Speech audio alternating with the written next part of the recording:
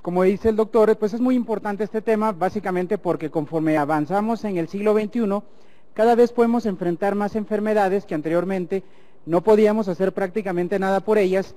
Un ejemplo clásico es el cuadro de pacientes con leucemia. Los pacientes con leucemia antes de los años 50 prácticamente era una mortalidad del 100%, pero conforme se fueron introduciendo más y mejores terapéuticas en base a quimioterapia sistémica y quimioterapia dirigida, en este caso ya tenemos anticuerpos monoclonales, tal es el caso de Glivec, que es prácticamente una terapéutica novel, pues empezamos a ver que la sobrevida de los pacientes se va prolongando, tenemos porcentajes de curación en cierto tipo de leucemia que se acerca incluso hasta un 50%, lo cual hace que obviamente estos pacientes, su periodo de inmunosupresión sea más prolongado y conlleve un riesgo mayor hacia procesos infecciosos sobreagregados. Voy a ejemplificar a través de casos clínicos sencillos algunas de las experiencias que nosotros hemos tenido en el Instituto Nacional de Cancerología. La gran mayoría son de ahí y algunos de los que han sido referidos también, en este caso a la unidad de micología básica de la UNAM, en donde también estoy trabajando. Es muy importante, yo quiero que esta sesión sea un poco interactiva, quien tenga alguna duda, pudiera hacer alguna pregunta en ese momento, pues con mucho gusto se la podemos resolver. ¿No? Sí.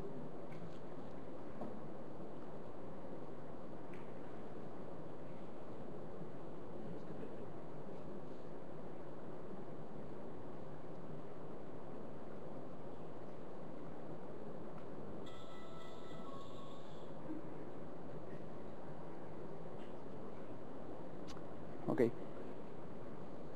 Gracias.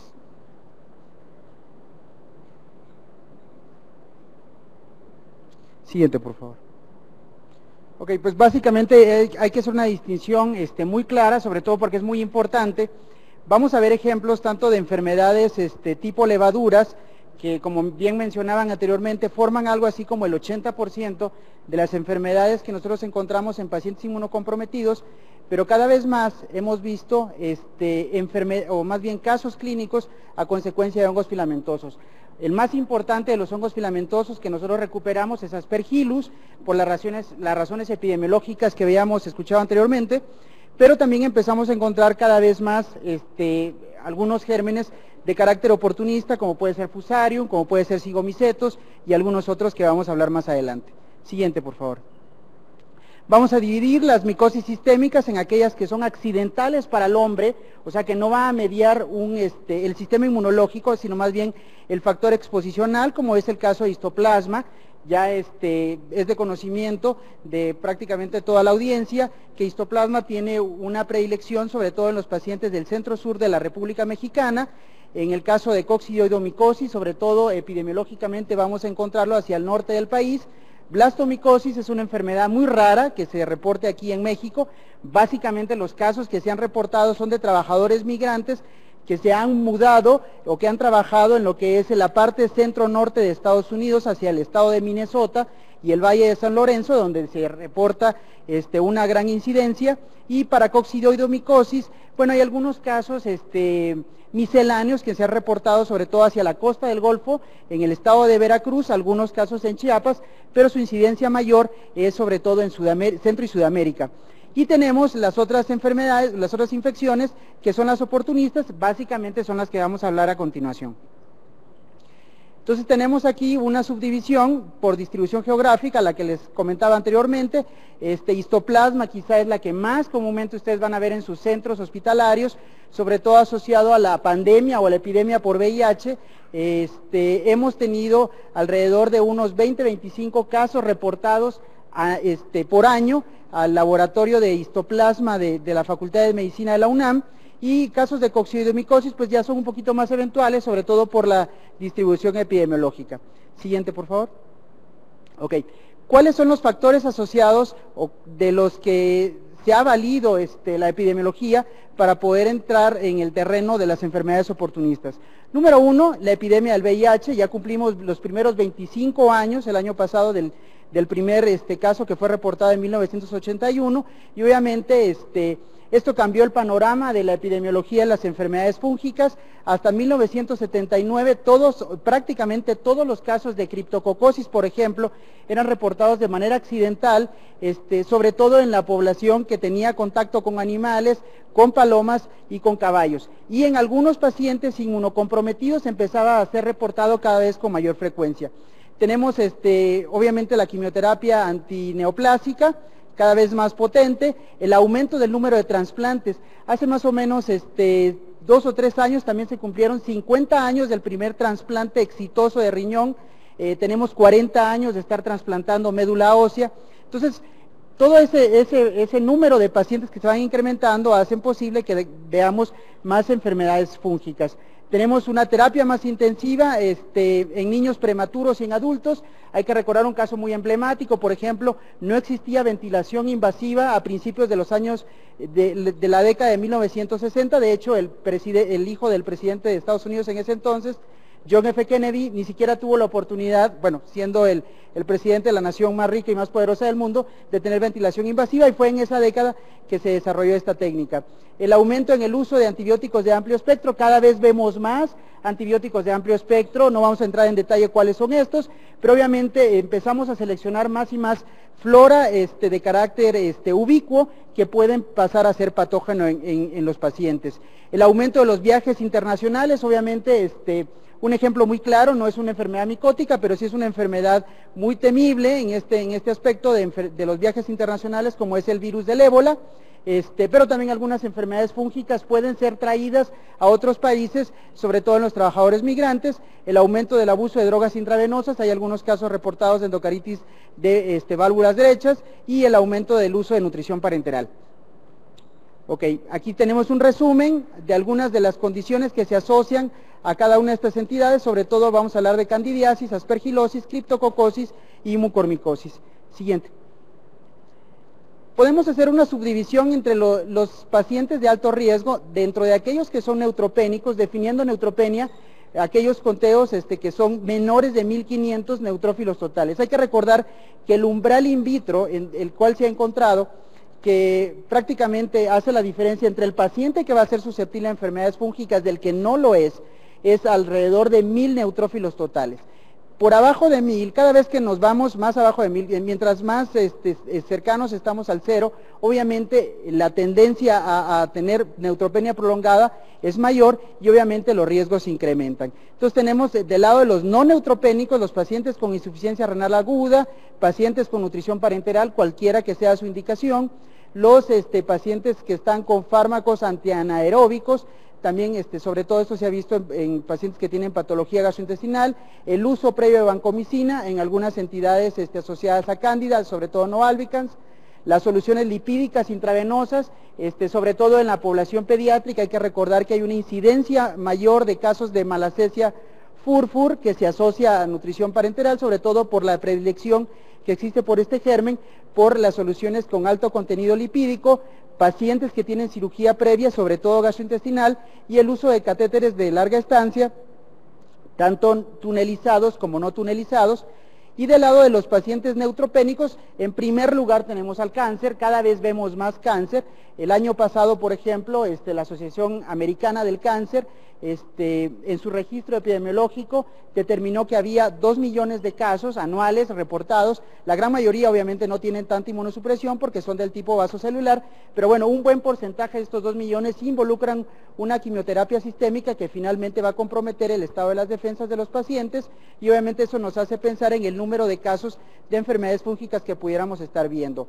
Los trasplantes de órgano sólido y de células pluripotenciales hematopoyéticas, el uso de antibióticos antianaeróbicos de amplio espectro también combinado con los dos aspectos anteriores, también el uso de vancomicina con los dos aspectos anteriores, el estado de inmunocompromiso que lo podemos ver obviamente en base al parámetro que les comentaba anteriormente de mientras más bajo de 1000 neutrófilos totales, el antecedente de cirugía en estos pacientes y el uso de catéteres.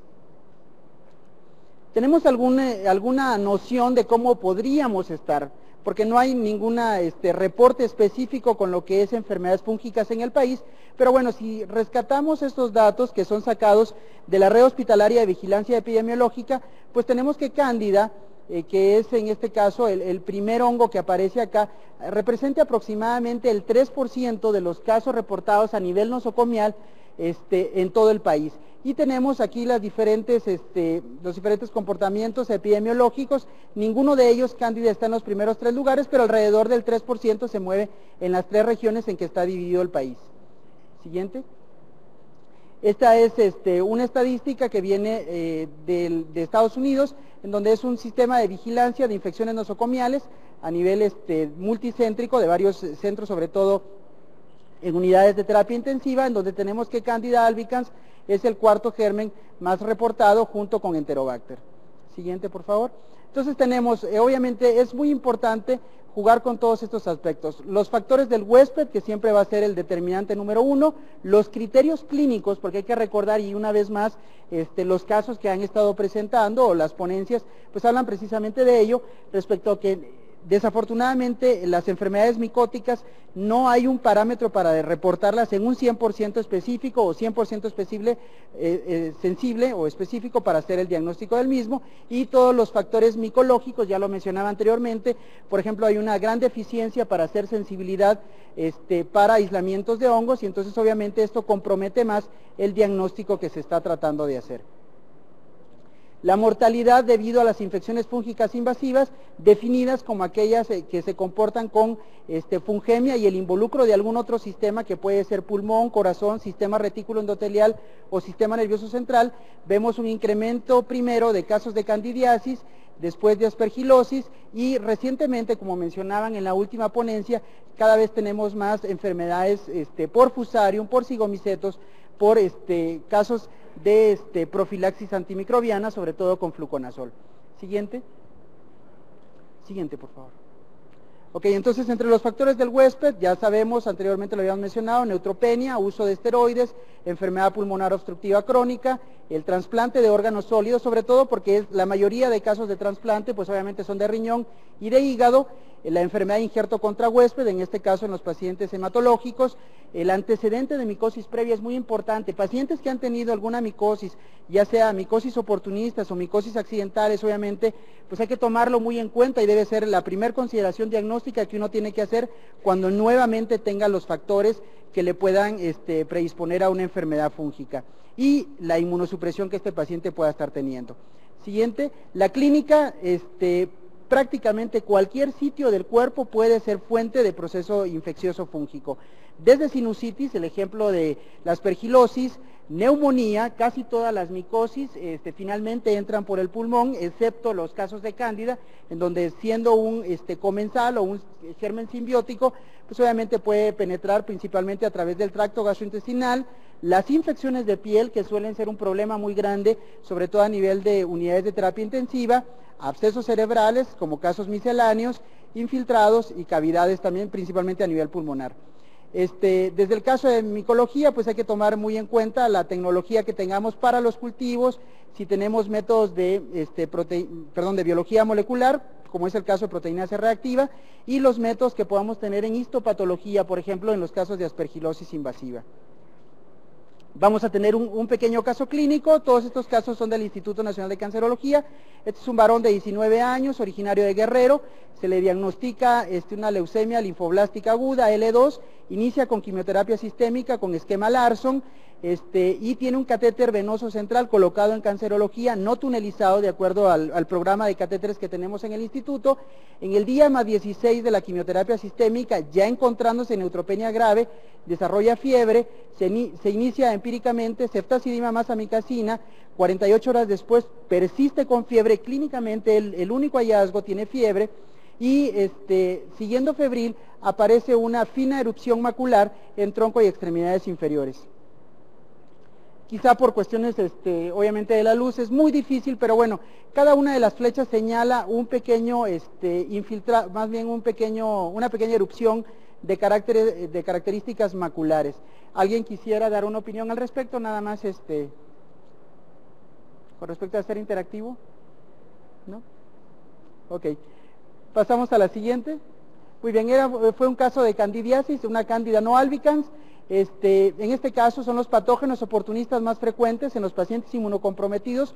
Como les mencionaba al principio de la ponencia, el 80% de todas las micosis sistémicas importantes son causadas por cándida, tanto cándida albicans como cándida no albicans, y cada vez estamos viendo más cándida no albicans, a diferencia de lo que veíamos en los años 60 y 70, cuando cándida albicans era más o menos 8 de cada 10 aislamientos de cándida, ahora es cercano al 50% entre uno y otro.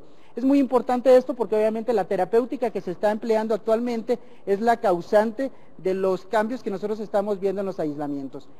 Particularmente en las unidades de terapia intensiva, en las series reportadas a nivel de Estados Unidos y Europa, es cerca del 90%, incluso más del 90% de las micosis reportadas en terapia intensiva. Eso ya lo sabemos, que está asociado al uso de sondas y sobre todo algunas particularidades de algunas terapias intensivas que tienden a tener una cantidad mayor de pacientes con patología gastrointestinal. La forma invasiva suele adquirirse a través del tracto gastrointestinal, pero también por catéteres. Un factor de riesgo que es muy importante, particularmente es la neutropenia. Las manifestaciones de la infección varían desde la fungemia hasta la enfermedad diseminada, con afección de múltiples órganos, y es muy importante, o sea, el diagnóstico se hace en base a una correlación tanto clínica como microbiológica. Aunque cándida es una levadura y eventualmente en los cultivos ustedes la pudieran recuperar rápidamente y fácilmente, pues es muy difícil en algunas instancias poderlo recuperar de manera temprana para poder hacer un diagnóstico. Desafortunadamente la mortalidad sigue siendo elevada. Para el año 2003 todavía veíamos de un 40 a un 50% de mortalidad en las series reportadas, particularmente de pacientes en terapia intensiva, y forma más o menos el 50% de las micosis en pacientes oncohematológicos, en pacientes con trasplante renal y en pacientes de trasplante de médula ósea. Entonces, los puntos más importantes de recordar de la candidemia es la más importante, las micosis invasivas. Ocurre en una tasa que va más o menos de 0.5 a 10 por cada 1000 admisiones en grandes hospitales que tienen terapia intensiva. Está presente en el 8 a 10% de los casos de sepsis nosocomial. Algunos de los grupos etarios más afectados suelen ser los extremos de la vida, las unidades de neonatología y en pacientes por arriba de 65 años. La incidencia anual se estima que está alrededor de 6 a 10 casos por cada 100,000 personas, y cada vez más es un problema ingente y que demanda muchos recursos a nivel de salud pública. Este es un informe que se dio en la Conferencia Internacional sobre Micosis, que se llevó a cabo en el 2003. América Latina, más o menos con 18 centros, estaba reportando 560 casos. Aquí tenemos el reporte de Candida albicans, lo que les mencionaba anteriormente. Ya no es la mayoría, ya es menos del 50% acá, incluso es 46.6%, y cada vez más estamos viendo, por ejemplo, Candida tropicalis, Candida parapsilosis, Candida glabrata, en ese orden, los 3 primeros lugares de las cándidas no albicans. Siguiente, por favor. En este caso, este es un reporte también de esta universidad que está en Italia, la Universidad de Módena, de 96 cepas, también en fungemia, menos del 50%, en este caso el 41% son Candida albicans, el segundo lugar lo tiene Candida parapsilosis, en tercer lugar Candida tropicalis y en cuarto lugar Candida glabrata. Sobre todo hay que tomar en cuenta que, como les mencionaba anteriormente, en los años 80 con la introducción del fluconazol, obviamente se facilitaron mucho las cosas para los pacientes que demandaban terapia oral, ambulatoria, sobre todo para prevenir o para tratar enfermedades fúngicas, y obviamente controlamos las infecciones por Candida albicans, pero emergieron las cepas que son resistentes naturalmente a este azol. Siguiente, entonces, ¿cuáles son las manifestaciones más comunes de la candidemia? Fiebre, fiebre, fiebre, fiebre. Por último, ya tenemos algunas características misceláneas como la erupción, endoftalmitis, lumbalgia y el material purulento que en algunas ocasiones podemos llegar a determinar, en este caso, por ejemplo, a nivel de los catéteres. En los pacientes críticos siempre debemos de tomar en cuenta el riesgo de una enfermedad fúngica. Entonces, la fiebre únicamente puede ser el hallazgo cardinal para nosotros hacer el diagnóstico o sospechar de una manera muy fuerte que estamos ante un caso de candidemia. Entonces, el diagnóstico de candidiasis invasivas sigue siendo difícil. Tenemos el diagnóstico a través de lesiones focales, gastrointestinales, el diagnóstico necesita o requiere algunos estudios especiales radiológicos, particularmente tomográficos, y en algunos casos debe llegar hasta la biopsia.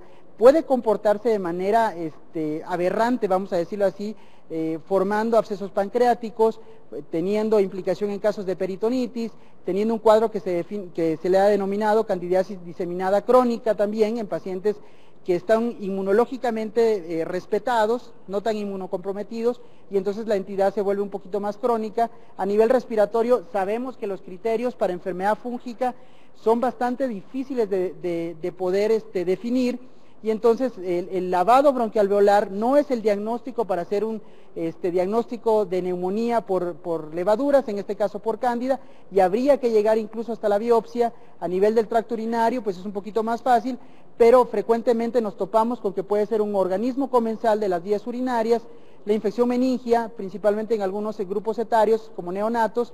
El diagnóstico puede ser un poquito más fácil a través de la punción lumbar. Siguiente. Tenemos otro caso clínico, muy sencillo. Este es un hombre de 70 años con un reemplazo electivo de válvula aórtica. Tiene historia de 4 meses después del reemplazo de la válvula aórtica de fatiga y disminución de la actividad física, astenia, dinamia. Al 7º mes inicia con diarrea profusa. Todo eso fue visto obviamente en el seguimiento ambulatorio. Una semana después de que se había quejado de diarrea profusa, inicia con fiebre y escalofríos y se presenta con leucocitos en 19.000 en una biometría hemática. Tienen el ecocardiograma transtorácico, una gran vegetación aórtica, los hemocultivos que le toman al momento de ser hallado con 19.000 leucocitos son negativos aún más o menos a 72 horas de incubación. El diagnóstico presuntivo que da el cardiólogo en ese entonces es de una endocarditis por Streptococcus viridans. No sabemos particularmente por qué hizo el diagnóstico, si es por la epidemiología de ese hospital, y le dan de alta porque tiene los hemocultivos negativos con ceftriaxona y metronidazol, y es readmitido días después con fiebre y falla cardíaca congestiva. Se adiciona en este caso vancomicina y doxiciclina, y la paramos ahí. No sé si hay alguna idea de qué pudiera tener este paciente.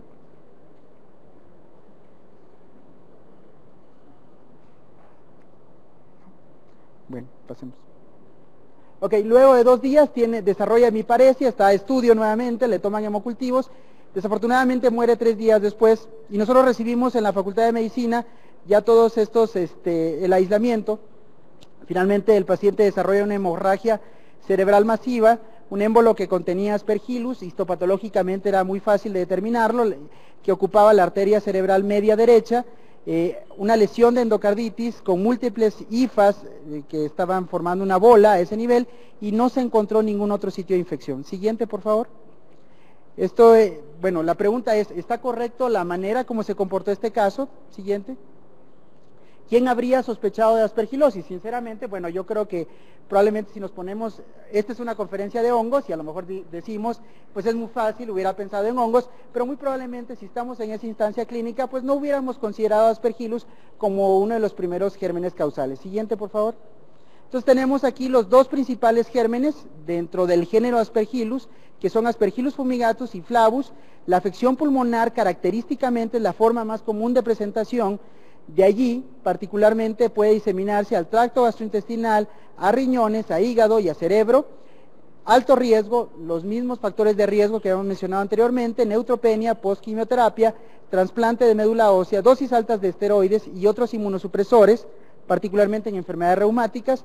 El diagnóstico es un poco más complejo porque ya lo vimos anteriormente, los hemocultivos son un mal método para poder hacer diagnóstico de Aspergillus. Menos del 10% de los pacientes que tienen enfermedad por Aspergillus pueden encontrarse en hemocultivos, particularmente porque el Aspergillus desde el punto de vista microbiológico tiende a formar focos que no se diseminan por situación vascular, sino más bien lo que causan es necrosis y van ampliando el tipo de lesión.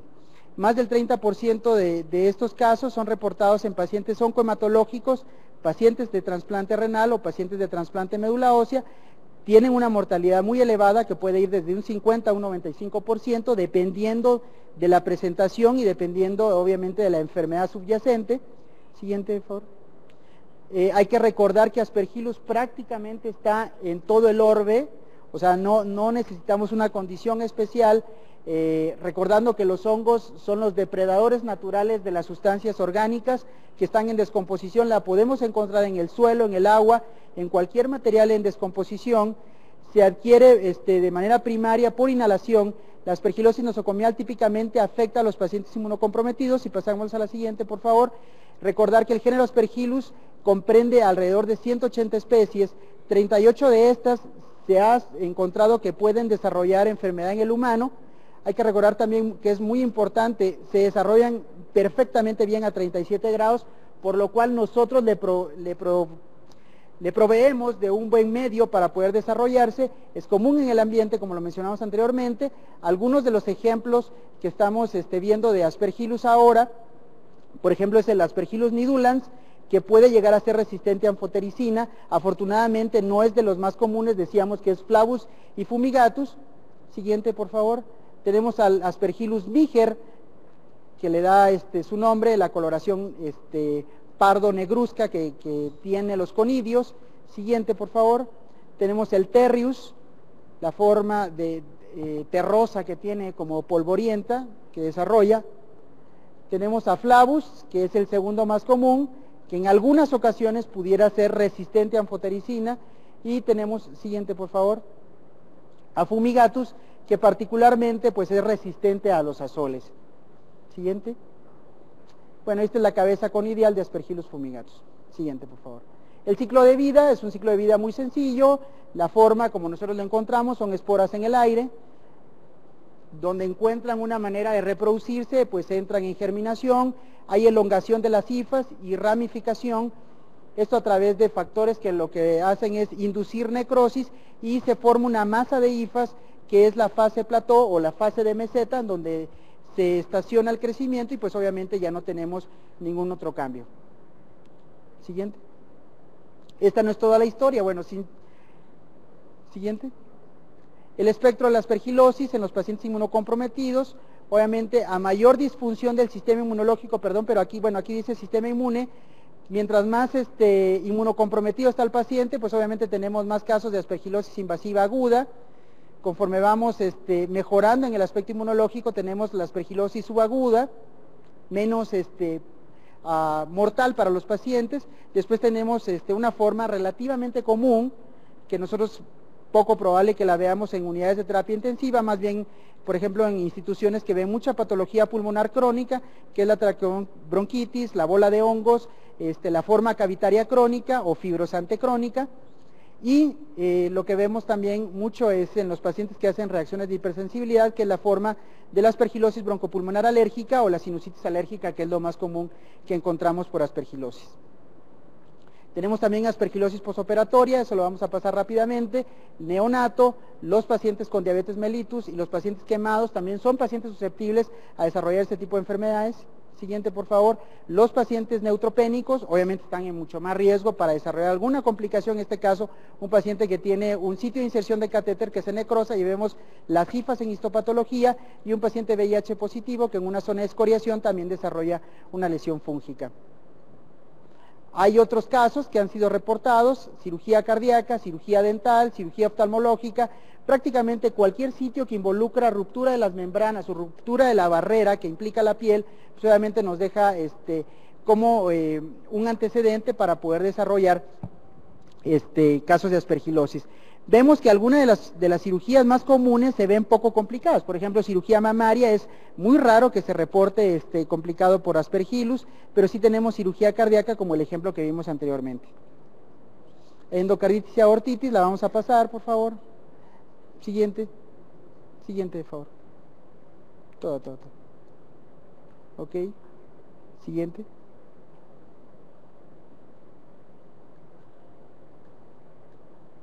Siguiente.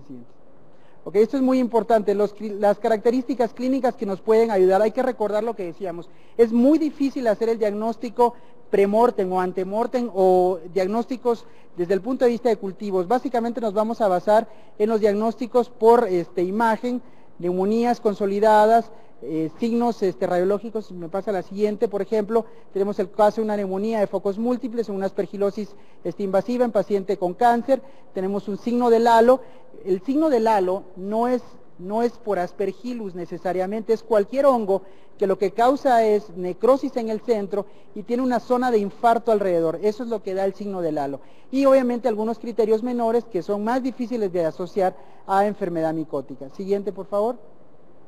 La micología es un tanto más complicada. Hay que recordar que la aspergilosis o la enfermedad fúngica invasiva tiene criterios de probable, posible y definitiva enfermedad micótica, y nos vamos a basar en la ayuda del microscopio cuando encontramos hongos en esputo o en lavado bronquial. Eso nos puede orientar, pero no nos hace el diagnóstico de enfermedad micótica.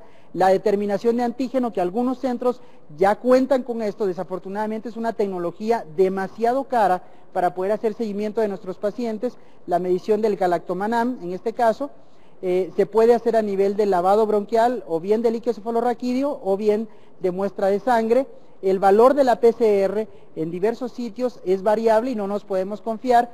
Y una cosa que es muy importante, si nosotros no le avisamos al laboratorio que estamos buscando una enfermedad fúngica, pues el laboratorio lo que básicamente utiliza son medios bacteriológicos comunes que son inferiores en su capacidad de poder recuperar a este hongo. E incluso se ha visto que es hasta un 32-33% mayor la recuperación en medios fúngicos, con el tiempo que se prolonga.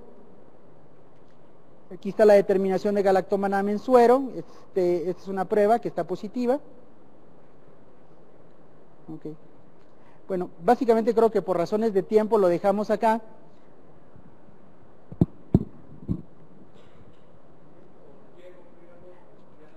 Me faltaban algunos, pero es un caso, si quieren corrámonos más adelante, más. Este es otro caso, es muy sencillo, nada más este es el único con el que concluyo.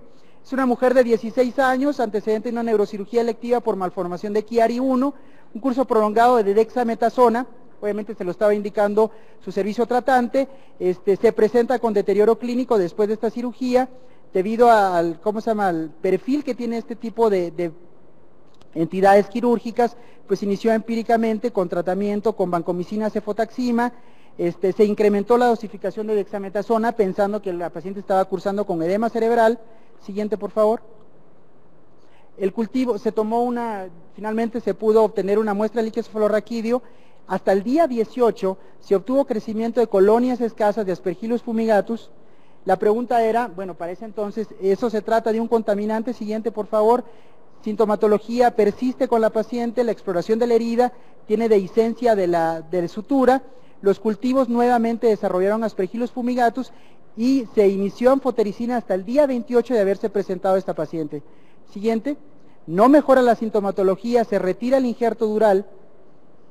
Aspergillus fumigatus crecen en todas las muestras quirúrgicas. Desafortunadamente la paciente poco se pudo hacer por ella porque pese a la anfotericina que se inició, ya estaba muy extendida esta patología. La autopsia lo que reveló fueron abundantes cifas en el origen de la arteria basilar y las arterias vertebrales bilaterales. Había destrucción transmural multifocal de las paredes arteriales y no se encontró ningún otro sitio de aspergilosis. ¿Ok? Entonces, tenemos un caso de una aspergilosis también en una entidad que poco frecuente es que se llegue a encontrar, pero finalmente, como estamos mencionando anteriormente, pues prácticamente todas las cirugías y todos los sitios pueden ser susceptibles, particularmente en pacientes inmunocomprometidos como es este caso. Muchas gracias.